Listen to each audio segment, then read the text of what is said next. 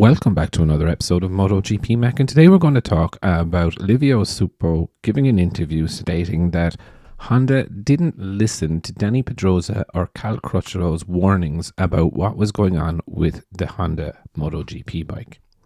Now, speaking recently, Livio was asked about what was going on with the current difficulties with the Honda bike, and he said, first of all, he said, it is difficult to speak about problems when you're not directly involved. I was involved at Honda until the end of 2017. And then in 2018, basically, it was the exact same team I left with Danny and Mark. And it was a reasonably good team and season for Danny, even though he was not able to win races. However, Pedrosa and Crutchlow were giving warnings about the growing problems with the Honda bike.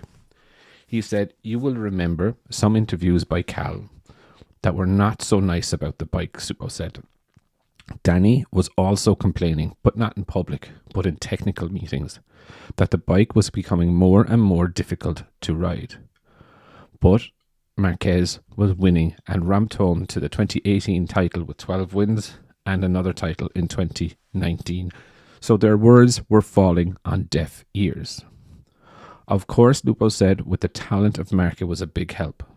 And it was probably one of the first big mistakes at that time was for Honda not to listen to the other riders like Cal and Danny. They didn't care too much about the results of the other riders. They were focused on Mark winning. And this is probably their biggest mistake.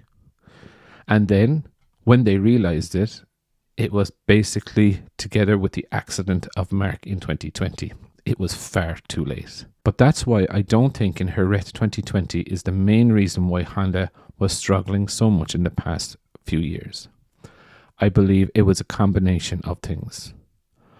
I was also very surprised when I understood that Honda didn't offer or didn't find a solution to bringing Danny on board as a test rider, because it was clear to everybody that Danny had great sensitivity on the bike and was able to develop the bike better.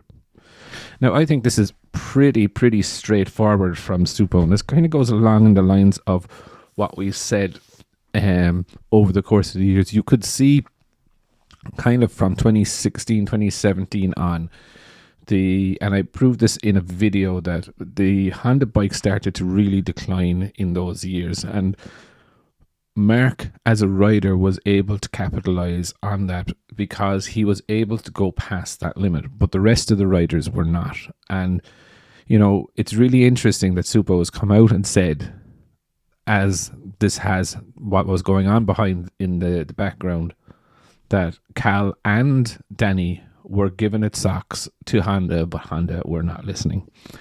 And I just think it's a really honest and interesting interview that Suppo gave. He goes on to explain more about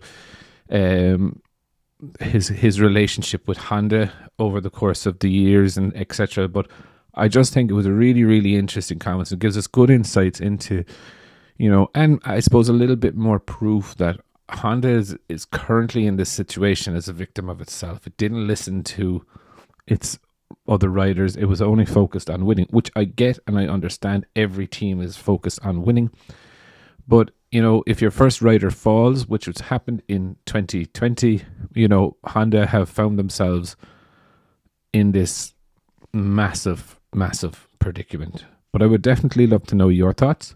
What do you think of Livio Suppo's comments? Definitely leave your thoughts in the comments below, and I will be back again tomorrow with another video.